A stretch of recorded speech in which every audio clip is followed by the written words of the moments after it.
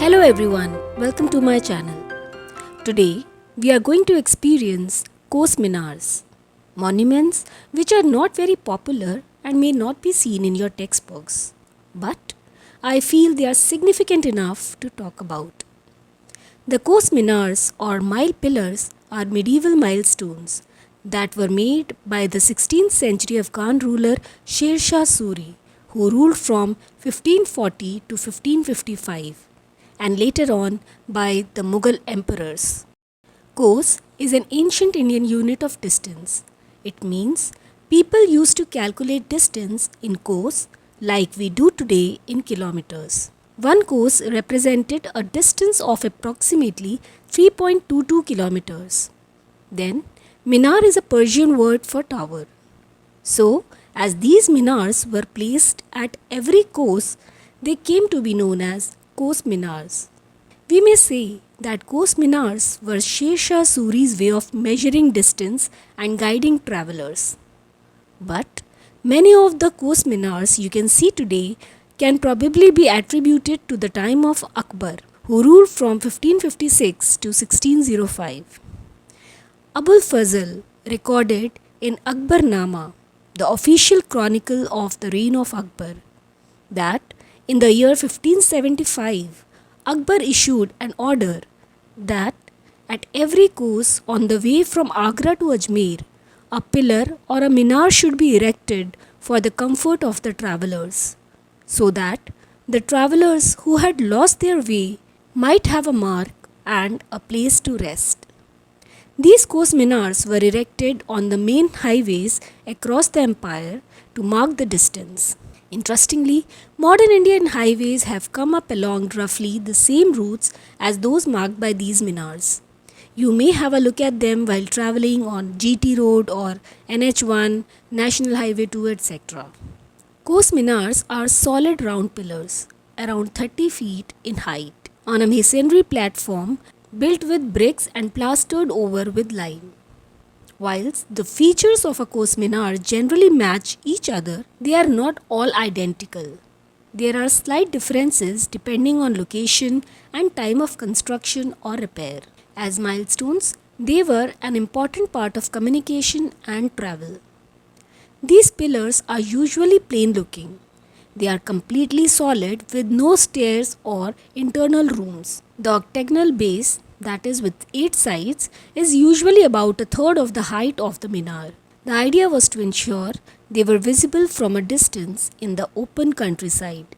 At night, torches were fixed to the pillars to mark the route.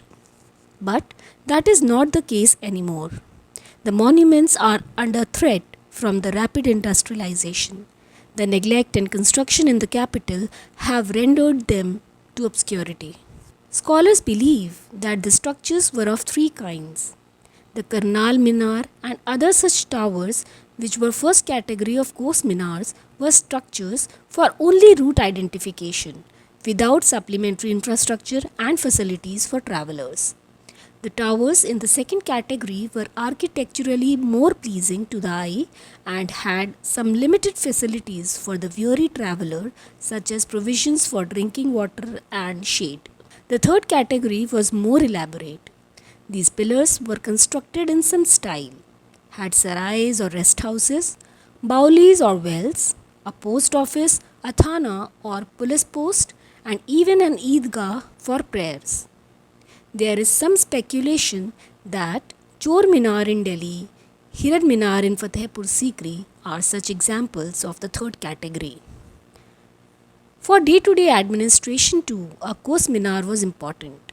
At each Kos Minar was stationed a horse along with a rider and a drummer. Messages and messengers went back and forth. It was an effective communication network holding the empire together.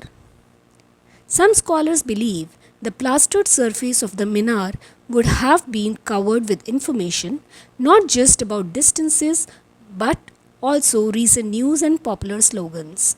This method of distributing news, information, and propaganda throughout an empire was not a new concept. In fact, the Roman Emperor Caesar introduced a similar model where information he wanted to share with his people was posted daily on wooden boards in the forum or center of major cities in the Roman Empire. Today, we have technology to help us communicate these things. You can post messages on someone's wall or provide information to a Facebook group or Instagram, WhatsApp, and many more. Do you know Kos Minars were described as a marvel of India by early European travelers such as Sir Thomas Roe and have been labeled as an integral part of India's national communication system by Archaeological Survey of India. Before these Kos Minars, Indian rulers like Ashoka created landmarks in the form of mud pillars, trees, or even wells to guide commuters. By the Mughal period, there were more than 500 Kos Minars. In the north, they were extended as far as Peshawar and in the east to Bengal via Kannauj. In fact, it is estimated that between 600 and 1000 minars were erected in total during the Mughal period. But of course, today only a fraction of that number still exists. Sadly, these minars are not maintained well. They are in a poor state in many cases. And in some places, even if they are kept under boundary by Archaeological Survey of India, they are barely recognized or reputed as a significant structure.